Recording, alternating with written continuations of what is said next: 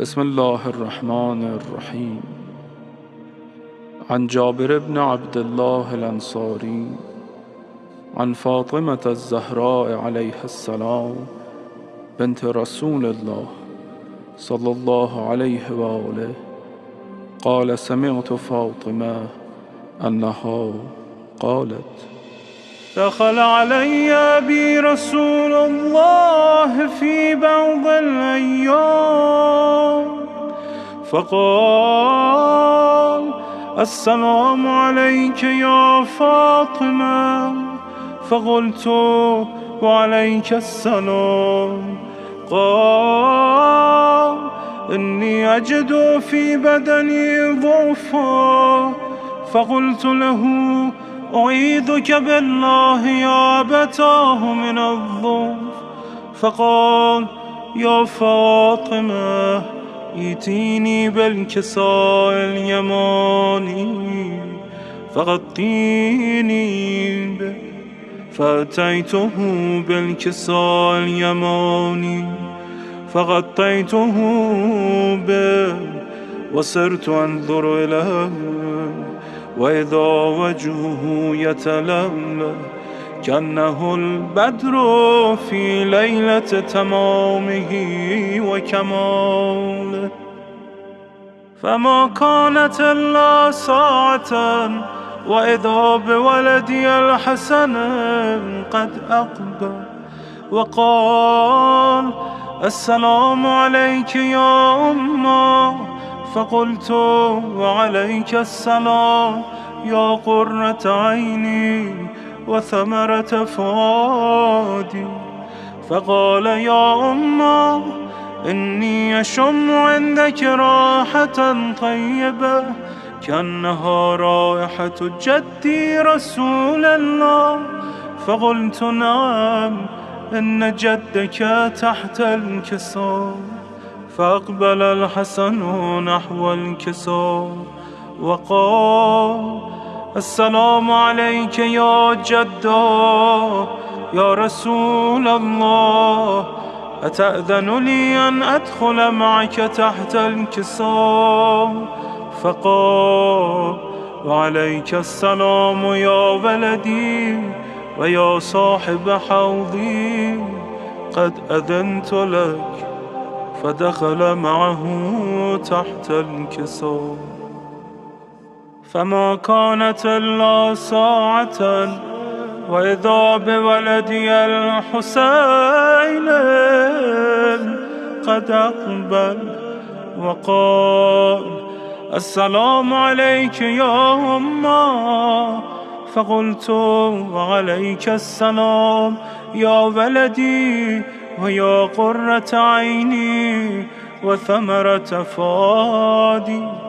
فقال لي: يا أمه، إني أشم عندك راحة طيبة كأنها راحة جدي رسول الله.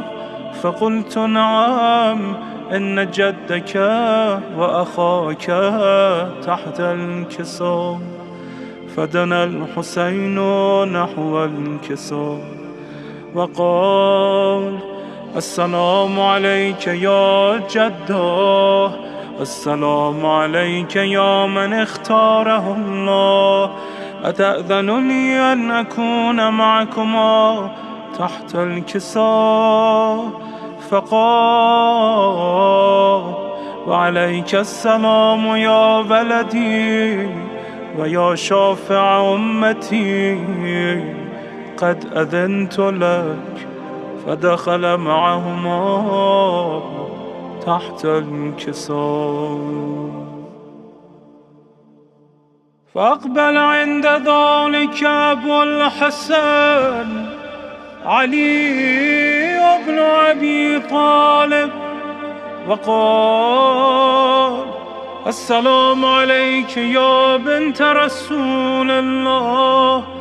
فقلت: وعليك السلام يا أبا الحسن ويا أمير المؤمنين.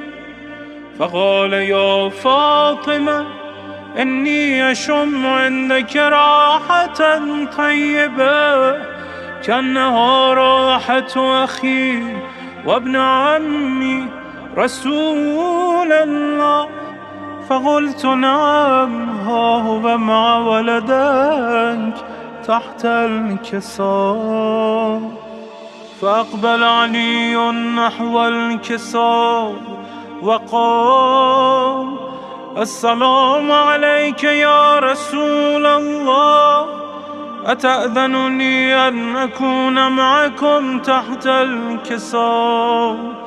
قال له: عليك السلام يا أخي ويا وصي وخليفتي وصاحب لوائي، قد أذنت لك. فدخل علي تحت الكساء.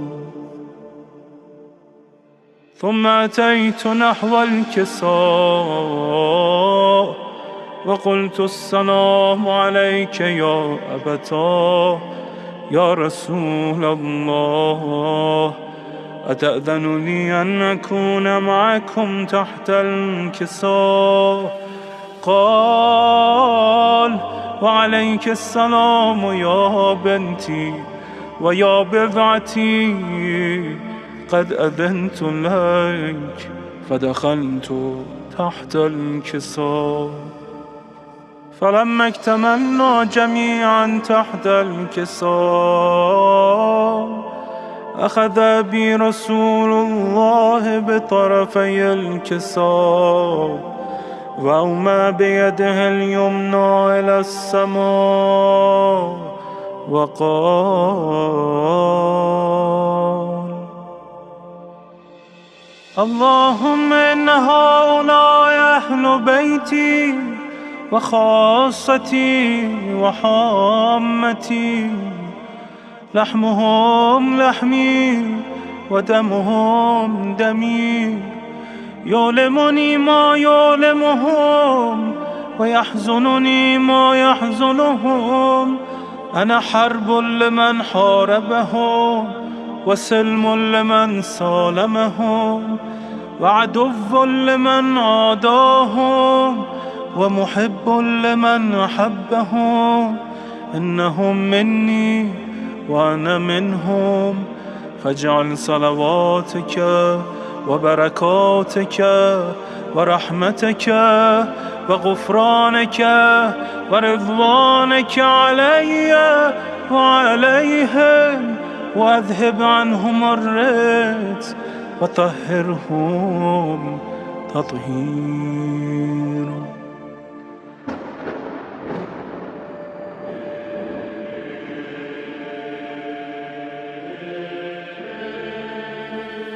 فقال الله عز وجل: يا ملائكتي ويا سكان سماواتي، إني ما خلقت سماء مبنية ولا أرضا مدحية ولا قمرا منيرا ولا شمسا مضيئا ولا فلكا يدور ولا بحرا يجري ولا فلكا يسري إلا في محبة هؤلاء الخمسة الذين هم تحت الكساء.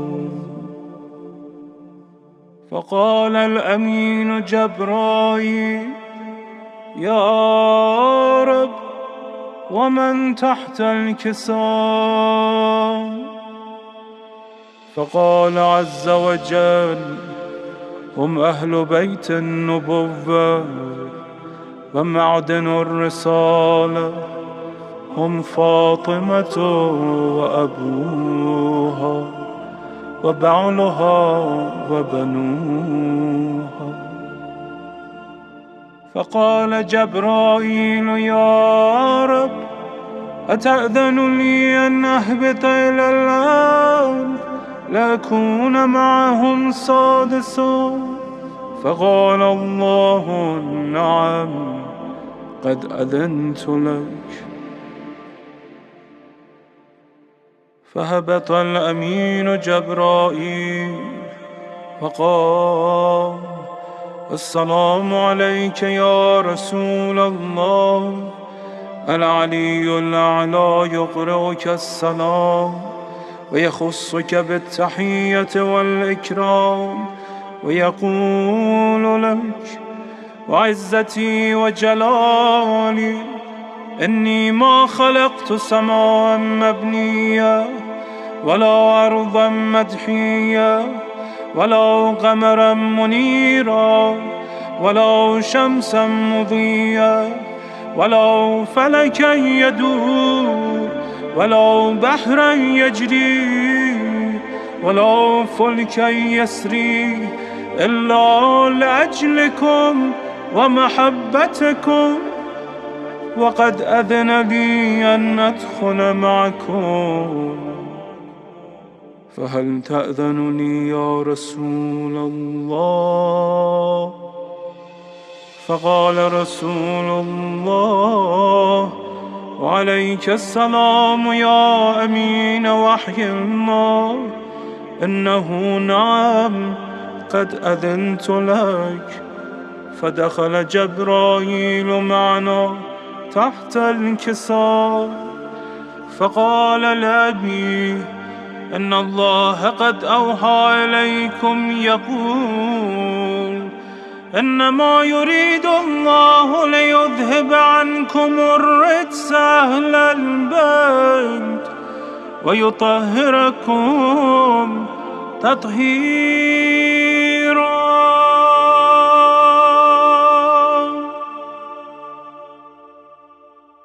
فقال علي لأبي: يا رسول الله، أخبرني ما لجلوسنا هذا تحت الكساء من الفضل عند الله.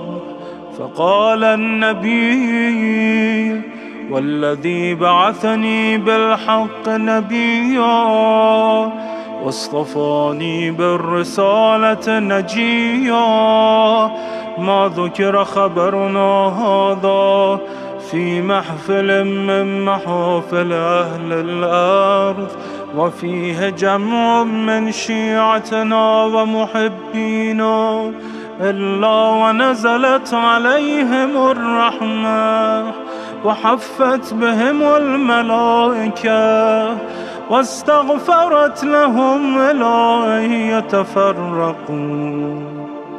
فقال علي: إذا والله فزنا وفاز شيعتنا ورب الكعبة. فقال أبي: رسول الله يا علي، والذي بعثني بالحق نبيا واصطفاني بالرسالة نجيا، ما ذكر خبرنا هذا في محفل من محافل أهل الأرض وفيه جمع من شيعتنا ومحبينا وفيهم مهموم الله وفرج الله همه، ولا مغموم الله وكشف الله غمه، ولا طالب حاجة الله وقضى الله حاجته. فقال علي: إذا والله فزنا وسعدنا، وكذلك شيعتنا فازوا وسعدوا في الدنيا والآخرة ورب الكعبة.